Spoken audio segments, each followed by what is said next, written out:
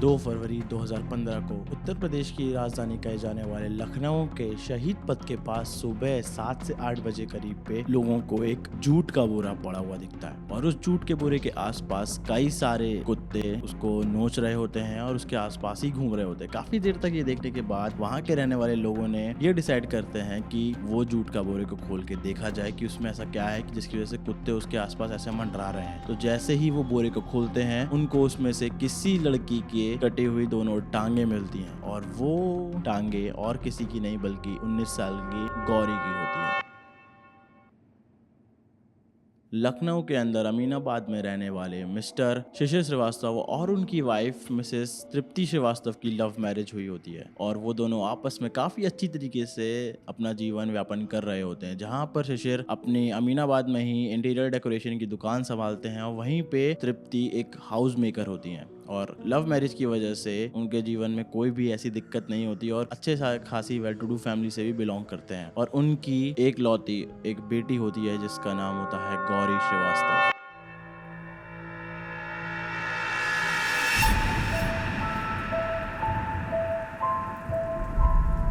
गौरी 19 साल की हो चुकी होती है और उसको उसके 19 साल के जीवन में उसके माता पिता द्वारा किसी भी तरीके का कोई भी बाउंडेशन या फिर लिमिटेशन नहीं था। 1 फरवरी 2015 को गौरी अपने पिता की जैकेट को ड्राई क्लीन करवाने के लिए अपने घर पे मम्मी को बता के निकलती है कि वो ड्राई क्लीनर्स की दुकान पर जाने वाली है मार्केट में और वहां से उसको आने में थोड़ी लेट हो जाएगी क्योंकि वो आते वक्त मंदिर होते हुए आएगी। तो उसकी मम्मी भी उसको जाने देती हैं और घर से लेकर ड्राई क्लीनर्स की दुकान जो कि मार्केट में थी वहां तक जाते जाते गौरी को उसके काफी घर के आसपास वाले लोगों ने, मार्केट में जो उसके फादर को जानते थे उन्होंने, यहाँ तक कि उसके फैमिली रिलेटिव्स ने भी गौरी को देखा था और शायद यही वो आखिरी समय था जब किसी ने गौरी को देखा हो। तो घर से तो निकल जाती है वो, पर उसको वापस आने में काफी देर होने लगती है और इसी की बात की चिंता होने लगती है उसकी मम्मी को। तो उसकी मम्मी उसको फोन मिलाती है पर बेल पूरी जाती है पर कोई भी फोन का आंसर नहीं करता है और ऐसे ही देखते देखते 3:30 से 4 बज चुके होते हैं और गौरी की मम्मी टेंशन के मारे अपने हस्बैंड शिशिर को भी ये बात बताती है और शिशिर भी घर आके गौरी को फोन मिलाने की कोशिश करते हैं पर कोई भी फोन नहीं उठाता और 1-1.5 घंटा निकल जाता है। फिर से वो लोग कई सारी कॉल कर चुके होते हैं, बेल फुल जाती है पर कोई भी फोन नहीं उठाता है। तभी एक बार वो और फोन करते हैं और इस तरफ फोन उठता तो है पर उनकी बेटी की आवाज नहीं। उस तरफ से कोई लड़का फोन उठा के बोलता है कि मैं और गौरी साथ में हैं, वो रात तक घर पहुंच जाएगी। और बिना कुछ आगे बताए वो फोन कट कर देता है। फिर से वो एक बार उसको कॉल करते हैं और फिर से वही लड़का फोन उठाता है और बोलता है कि मैं और गौरी साथ में हैं इको गार्डन पार्क में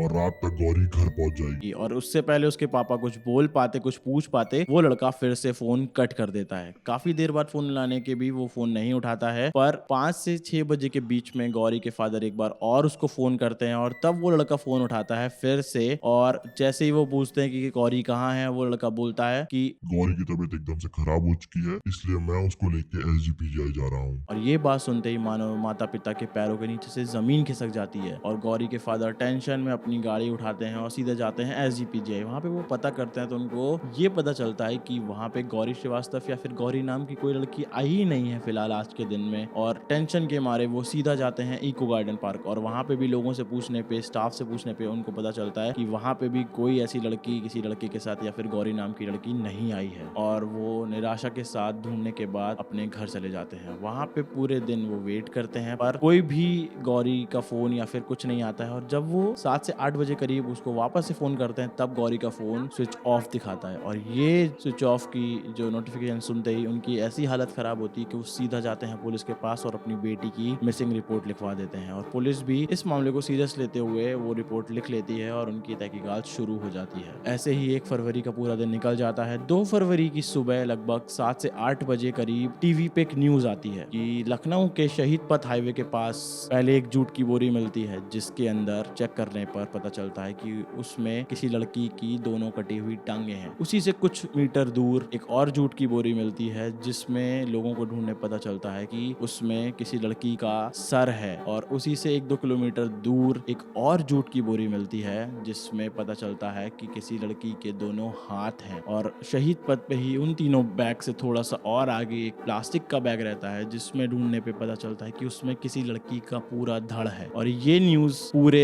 प्रदेश में एकदम आग की तरह फैल जाती है। और जैसे ही गौरी के माता पिता टीवी पे ये न्यूज़ सुनते हैं, उनके आंखों के सामने तो मानो जैसे अंधेरा छा गया होता। एक तो उनकी बेटी गायब, और दूसरे दिन जैसे वो न्यूज़ देखते हैं तो उसमें किसी लड़की के ही बॉडी पार्ट्स मिलने की न्यूज़ चल रही होती है। तो हम और आप सोच भी नहीं सकते हैं कि एक माता पिता को उनकी एक लौती लड़की के लापता होने के बाद अगर ऐसी न्यूज़ सुनने को आए तो वो किस ट्रॉमा, किस शॉक से गुजर रहे होते हैं। और फिर 2 फरवरी को ही पुलिस वाले ये चेक करते हैं क्या लखनऊ के अंदर कोई मिसिंग रिपोर्ट दाखिल हुई है। तो जब वो लोग चेक करते हैं तो उसमें शिशिर और तृप्ति का ही नाम आता है, क्योंकि उनकी एक 19 साल की लड़की गौरी श्रीवास्तव लापता थी। तो पुलिस उनको कांटेक्ट करने से पहले बॉडी को फोरेंसिक डिपार्टमेंट भेज देती है, ताकि वो बॉडी पार्ट्स को असेंबल करके ये पता लगा सकें कि क्या वो बॉडी पार्ट एक ही लड़की के हैं या फिर कई अलग अलग लड़कियों को मर्डर करके उनके बॉडी पार्ट को ऐसे डिस्पोज किया गया है। तो बॉडी पार्ट को जब फोरेंसिक वाले एकदम असेंबल करते हैं तब वो एक ही लड़की के निकलते हैं, और उतने टाइम पे उसके हाथों में अंगूठी और बाली वगैरह सब कुछ उसकी चीजें होती हैं। तब 3 फरवरी को गौरी के माता पिता को बुलाया जाता है और उनसे कहा जाता है कि आप पहचानिए क्या ये जो बॉडी पार्ट के टुकड़े हैं, ये जो बॉडी है वो आपकी बेटी की ही है। पहले तो उनकी हिम्मत नहीं होती कि वो जाके उस बॉडी पार्ट को, उस लाश को देखें, पर जब वो देखते हैं तो उसके हाथों में अंगूठी होती है या और उसके जो कपड़े होते हैं उससे वो पहचान जाते हैं कि वो और कोई नहीं, उनकी घर की एक लौती बेटी गौरी के ही होते हैं।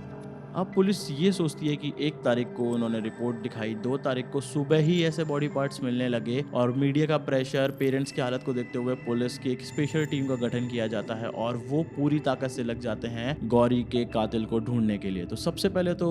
बेसिक से उनका फोन के रिकॉर्ड चेक करे जाते हैं कि गौरी का फोन कहाँ कहाँ था और उसके पास लास्ट कॉल किसकी आई है नंबर स्विच ऑफ होने से पहले। तो क्योंकि माता पिता ही फोन कर रहे होते हैं तो सबसे ज्यादा कॉल्स उन्हीं की होती हैं, पर उस बीच एक नंबर और होता है जिसपे गौरी को कॉल आई होती है और गौरी भी उसको कॉल करती है। तो जब उस नंबर की लोकेशन निकाली जाती है तब वो लोकेशन लखनऊ के ही केसर बाग की निकलती है, और जब पुलिस वाले वहां पे जाते हैं केसर बाग में लोगों से पूछताछ करते हैं और साथ ही साथ केसर बाग के अंदर लगे हुए जो सीसीटीवी कैमरास होते हैं उसको चेक करवाते हैं। तो क्योंकि इतनी ज्यादा सीसीटीवी कैमरा नहीं थे 2015 में लखनऊ के अंदर, तो काफी दिक्कत हुई उनको, पर उनको सीसीटीवी कैमरा में एक जगह पे गौरी पैदल पैदल जाते हुए दिखी, और देखने से लग रहा था कि वो फोन पे किसी को मैसेज कर रही है। और जब वो थोड़े दूर और सीसीटीवी के फुटेजेस चेक करते हैं तब पता चलता है कि वहां पे एक लड़का आता है बाइक से जो गौरी को अपने साथ बैठा के ले जाता है। अब अगर गौर से देखा जाए तो वो लड़के की जो बाइक थी वो भी पहचान में ऐसा नहीं आ रही थी, उसकी नंबर प्लेट भी ऐसी विजिबल नहीं थी, इवन लड़के ने हेलमेट लगा रखा था। तो जब पुलिस उस बाइक की फोटो लेके केसरबाग के एरिया में पूछताछ करती है और आरटीओ में पता करती है, तो आरटीओ में तो कुछ पता नहीं चलता क्योंकि ना नंबर था ना फिर ऐसी बाइक के कलर तो बहुत सारे थे। पर लक बाय चांस केसरबाग में पूछते पूछते उनको पता चलता है कि ये जो बाइक है यहाँ पे एक लड़का रहता है उसकी है। और जब वो उस लड़के के घर पहुंचते हैं तो वहां पर वो लड़का आराम कर रहा होता है, और उसको जब पकड़ते हैं तो वो बताता है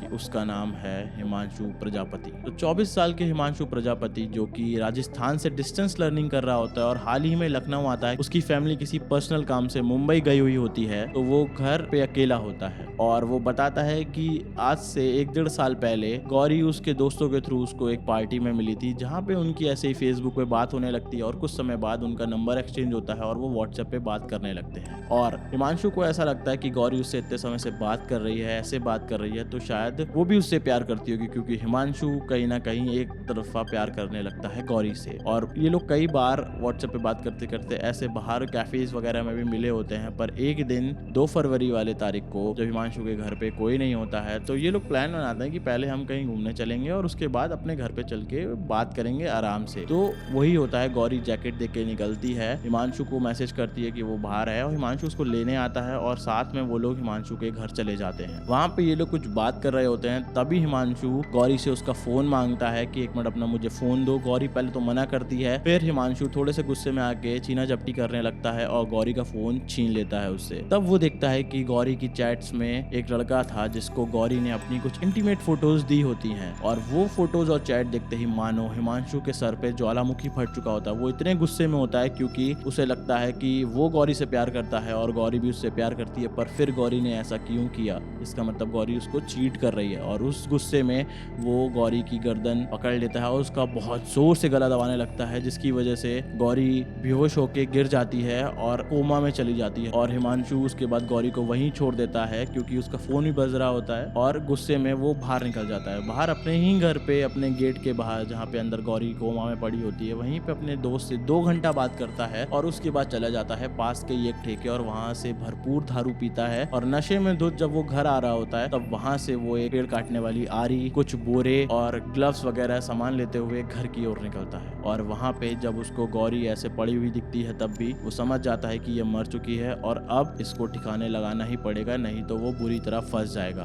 और तब तक वो गौरी का फोन आंसर करके उसको फाइनली स्विच ऑफ कर चुका होता है और स्टार्ट करता है एक ऐसे घिनौने काम को जो कि हम नॉर्मल लोग सोच भी नहीं सकते। वो उसी पेड़ काटने वाली आरी से गौरी के शरीर के 4 टुकड़े कर देता है और चारों टुकड़ों को अलग अलग बोरी में भर देता है। एक में उसके पैर, एक में उसके हाथ, एक में उसका धड़ और एक में उसका सर। और उसको बारी बारी से बताता है कि उसको वो बोरे एक एक करके शहीद पथ तक फेंक के आने में काफ़ी टाइम लगा क्योंकि केसर बाग से शहीद पथ काफ़ी दूर है, तो वो उसको घंटों लग गए एक एक बोरे को अपनी बाइक पे पीछे बांध के उस जगह पे डिस्पोज करके आने में। वो घर आता है, वाइपर से पूरा खून साफ करता है, मानो एकदम ऐसा कर देता है कि यहाँ पे तो कुछ हुआ ही नहीं है, और आराम से सो जाता है। और इधर जहाँ उसकी कस्टडी चल रही होती है वहीं पे बॉडी फॉरेंसिक में चली जाती है फॉर पोस्टमार्टम। और पोस्टमार्टम रिपोर्ट में आता है कि गौरी की मरने की वजह है हैमरेज और लॉस ऑफ ब्लड। और ये सुन के जब पुलिस वाले उनसे पूछते हैं तब वो बताता है कि जब वो वापस घर आया था तो जब वो गौरी को छूता है काटने के लिए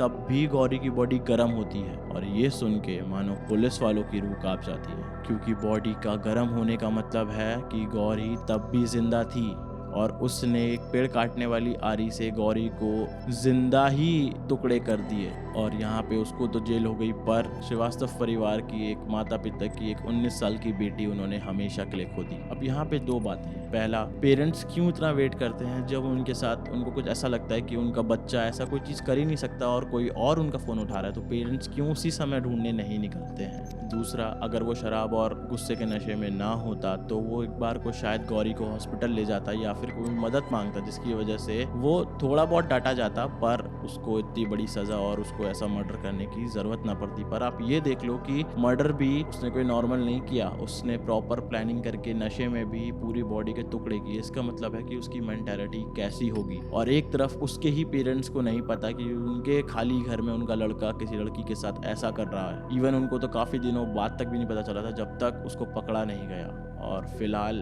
तो वो जेल में है। और ऐसा होने से आप अपने बच्चों को उन पर निगाह रखें, उनको कभी भी ऐसी मुसीबत में जाने के लिए पहले से ही अवेयर कर दें कि वो पहले तो कहीं भी जाएं तो आपको बता के सच सच जाएं। ऐसे झूठ बता के जाने में उनकी ही सेफ्टी को मुसीबत हो सकती है। और इस वीडियो को यहीं पे एंड करते हैं, पर उससे पहले मैं आपसे ये कहना चाहता हूँ कि आपने हमारे चैनल को इतना प्यार दिया कि उससे हमारे 1000